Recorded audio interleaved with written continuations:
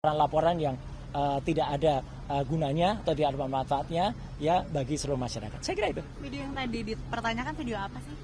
Video yang tadi dipertanyakan ya karena saya nggak lihat lagi karena saya dipertanyakan nggak ada hubungannya dengan itu ya nggak perlu saya jawabkan. Oke. Itu. Ada pertanyaan lain mungkin yang substansi yang terkait Nggak dengan ada, materi? nggak ada karena video itu. Karena yang terkait dengan surat laporan itu ini harus jelas ya teman-teman.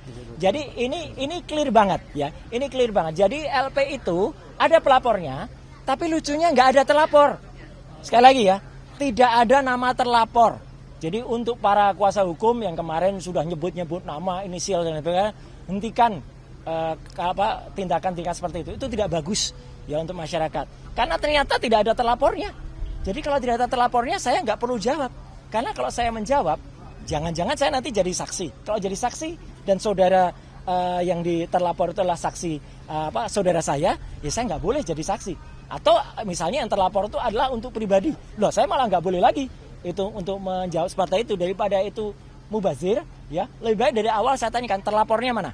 Ya, ketika tidak ada terlapornya, ya sudah, saya senyum saja. Penyidik juga ngerti, ya Pak, nggak ada terlapornya, kita maksudnya. Nah, yang kedua adalah lokus dan tempusnya sudah jelas banget.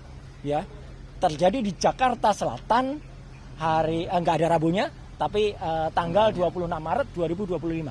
Udah, sepanjang tidak ada pertanyaan soal itu, ya nggak perlu kita jawab. Ya, karena itu pertanyaannya menyangkut soal itu. Kemudian yang paling penting lagi, saya juga mempertanyakan, ini kan ada pasal.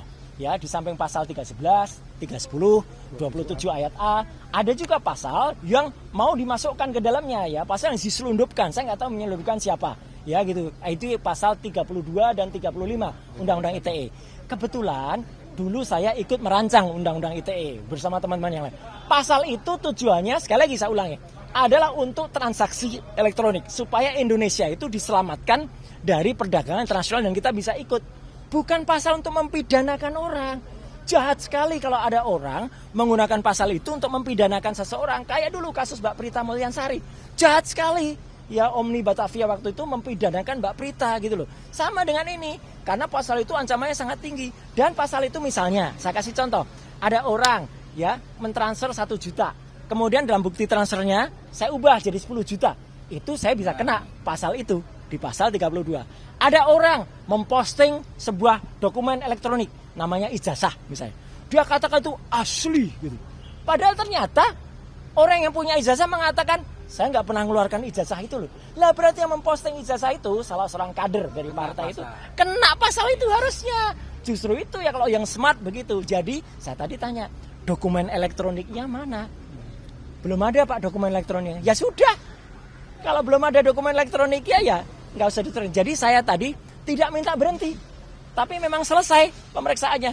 Selesai karena nggak ada lagi yang bisa ditanyakan, ya. Karena jawaban saya smart, sharp pada pertanyaan-pertanyaan yang harusnya ditanyakan. Dan penyidik sekali lagi anak buah Pak Kapolda dan juga anak buahnya Pak Kapolri menjalani itu dengan baik. Dia juga nggak ngeyel, ya. Dia tanya, oh iya Pak, baik Pak. Kalau profesional dan malah kita kasih kuliah tadi panjang, ngobrol di dalam bagus sekali dan juga bagus. Jam 12 tadi saya diberi waktu untuk sholat zuhur, makan, sholat, kemudian juga hari ini begitu sudah selesai, ya selesai udah di print clear, semua sudah saya teken, tanda tangan, ya. Dan saya berharap hal yang sama terjadi pada teman-teman yang mungkin ikut diundang, ya. Saya harapkan mereka menjawab dengan sharp and clear and clean dan smart, gitu. Next agenda kira-kira ada di... Belum ada. Karena selesai. Karena pemeriksaan saya selesai. Saya tidak minta berhenti atau dihentikan, tidak. Ya, Anda tahu teman-teman, saya alhamdulillah sehat walafiat, ya gitu jasmani. Meskipun rohani saya tadi juga bilang di dalam. Saya rohani agak lihat ini apa ini pasal kok banyak sekali kayak gini. Ya, gitu. Jadi kita juga berhak menanyakan loh. Jadi teman-teman, kalau diundang itu jangan seperti tiba-tiba kita dituduh sesuatu yang nggak jelas pasalnya. Pasalnya kita pertanyakan. Kebetulan pasal-pasal itu saya ikut membuat dulu. Saya jelaskan ini loh maksudnya begini. Di naskah akademiknya ini loh.